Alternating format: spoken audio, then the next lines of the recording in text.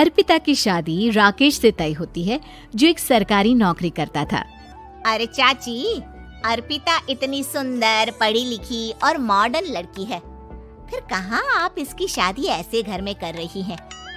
अरे लड़का सरकारी नौकरी करता है, इंजीनियर है, खूब कमाता है, खूब मेहनत की है लड़के ने इस नौकरी के लिए। अर्पिता भी राकेश को पसंद नहीं करती थी, लेकिन पिता ने हाँ कर दिया तो शादी के लिए मन मारकर तैयारी कर रही थी। हाँ माँ, चाची ठीक ही तो कह रही हैं। पता है मेरी सहेलियों के पति कितने मॉडर्न हैं।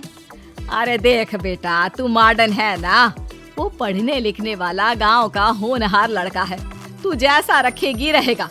अब तक कोई उसकी केयर करने वाला नहीं था, है तो सिर्फ एक भाई भाभी, और माँ पिता तो गांव में ही रहते हैं। अर्पिता का मुंह बन जाता है। वो पिता के फोन से राकेश का नंबर लेकर उसे मिलने के लिए बुलाती है। आज तो मैं उसे साफ साफ मना कर दूंगी, मुझे नहीं करनी शादी। शक्ल देखी है ना, कपड़े पहनने का तरीका है ना बोलने का। अर्पिता राकेश से मिलने जाती है। अब क्या हो गया, आपने मुझे अर्जेंट मिलने को बुलाया, सब ठीक तो है ना? हाँ सब ठीक है, पर मैं आपसे कुछ कहना चाहती हूँ। आप ना इस शादी से मना कर दे। राकेश की आंखें अर्पिता की इस बात से लाल हो जाती है। वो रोंदे गले से कहता है, लेकिन शादी की सारी तैयारियां हो गई हैं। मैंने आपके साथ एक अच्छे भविष्य का सपना भी देख लिया है। ऐसा मत करिए प्लीज। माँ पिता के अलावा मैंने किसी को दिल से अपना माना है तो वो आप ही है। देखिए, मुझे आपसे कोई समस्या नहीं है, लेकिन आप मेरे जैसे नहीं हैं। मैं मॉडर्न लड़की और आप। मैं आपसे वादा करता हूँ, जब तक आपके लायक नहीं बन जाता मैं कभी आपसे बीवी का हक नहीं मांगूंगा। अर्पिता राकेश का प्यार देखकर पिघल जाती है और शादी के लिए हाँ कर देती है। दोनों की शादी हो जाती है, लेकिन शादी के बाद राकेश की भाभी, जो कि पूरी की पूरी देहाती थी। ए राकेश, उठ, जब पानी भर कर ला, और तेरी बीवी को बोल के चूल्हा लगा दिया है, रोटी बना ले। क्या है ये सब? और तुम्हारी भाभी इस तरह चिल्ला क्यों रही है? क्या करूं, भाभी ही खाना बनाती है और मुझे पढ़ने के लिए इस घर में रखा, तो मैं घर का सारा काम कर देता हूँ। अब तुम आ गई हो, अपने तरीके से देख लो। ये मकान तो तुम्हारे पापा ने बनवाया था ना, शहर में, ताकि बेटा पढ़ाई कर सके। हाँ, पर भाभी ही पूरे घर में रहती है। ठीक है, देखो अब। अर्पिता बाहर जाती है। सूट पहनी अर्पिता को देखकर जेठानी का पारा हाई हो जाता है। शहर की हीरोइन, यहाँ ना चलेगा ये सब, समझी? साड़ी पहनो, साड़ी।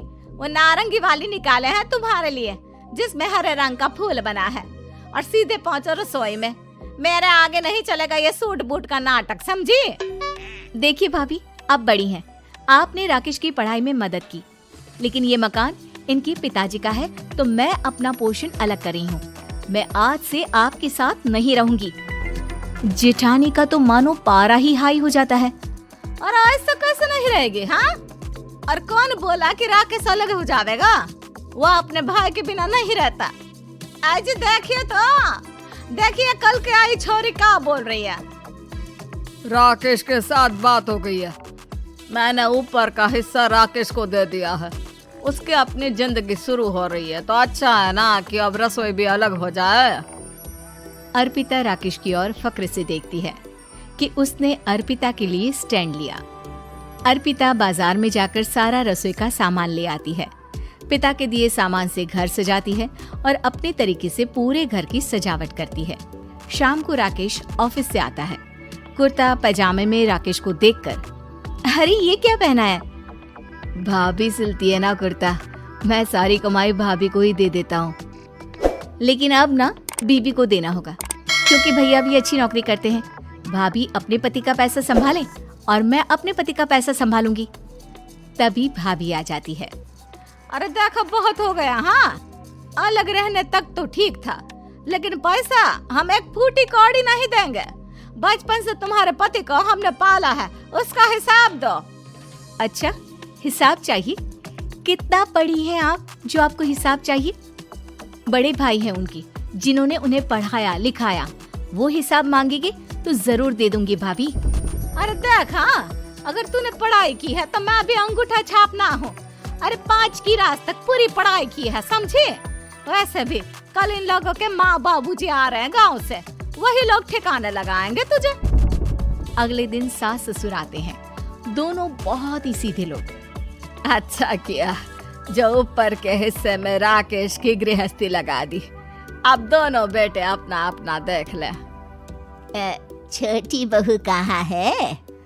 अरे बहुत ही चालाक है माँ जी, ऐसी जबान चलाती है जैसे दर्जी कैंची चलाता है। वैसे बहू तुम भी कम नहीं थी। और सुनाओ। तभी छोटी बहू सास ससुर के पैर छूकर उन लोगों को चाय और नाश्ता देती है। माँ जी, आप थक गई होंगी, मैं खाना लगा देती हूँ, ऊपर आ जाइए चाय पीकर। अरे बस बस यही रहेंगे वो, क्योंकि बड़ी बहू मैं हूँ। हमेशा से इनके माँ बाबूजी मेरे पास ही आए हैं। चलिए माँ जी, आप ना किचन में खाना बनाइए, मैं जरा बाजार होकर आती हूँ और फिर साथ में खाना खाते हैं। जेठानी बाजार निकल जाती है और सास ससुर बेचारे घर पर अकेले। फिर दोपहर को, माँ जी, मैंने आप सभी के लिए खाना बनाया है। माना मैं छोटी हूँ, लेकिन अच्छा लगेगा अगर आप लोग मेरे साथ रहें। वैसे भी यहाँ है कौन बेटा, चलो ऊपर राकेश के पास ही चलते हैं। सास ससुर दोपहर का खाना खाकर वहीं आराम करने लगते हैं कि जेठानी आ जाती है। अरे वाह, ये तो वही बात हुई ना, कल की आई को पूरा परिवार और हम अकेले के अकेले। भाभी देखिए, परिवार में प्यार से रहा जाता है, ना कि चालाकी से। अम्मा खाना कैसे बनाती, पहले ही गांव से थक कर आई हैं। हाय रे दया, तो मैं का बाजार से ऐस करके आ रही हूँ। अरे भूख के मारे मेरा सर दर्द हो रहा है, पर यहाँ मेरी फिक्र कौन करेगा। अरे तो किचन में खाना है, लगा देती हूँ मैं भाभी। बड़ी बैठकर खाना खाती है और शाम को जब राकेश घर आता है। अरे राकेश, तू तो पूरा हीरो लग रहा है इन कपड़ों में। ऐसे कपड़े पहले क्यों नहीं पहनता था? राकेश बीवी की तरफ देखता है और फिर कहता है, माँ, पहले पहनाने वाली नहीं थी ना। हाँ हाँ, और हम जो हाथ से सिल कर कुर्ता पहनाते थे उसका का? अरे तुम्हारे भैया तो आज भी पहन रहे हैं। तभी अर्पिता सास के लिए कपड़े और ससुर के लिए शर्ट पैंट ला कर देती है। उन लोगों को फ्रिज से ठंडा पानी और टीवी में फिल्म दिखाती है। अरे कब से इनको बोल रहे हैं कि फ्रिज वाले आओ, लेकिन ये है कि मानत ही ना है। बहू, अब तो तुम ही समझाओ ससुर जी को।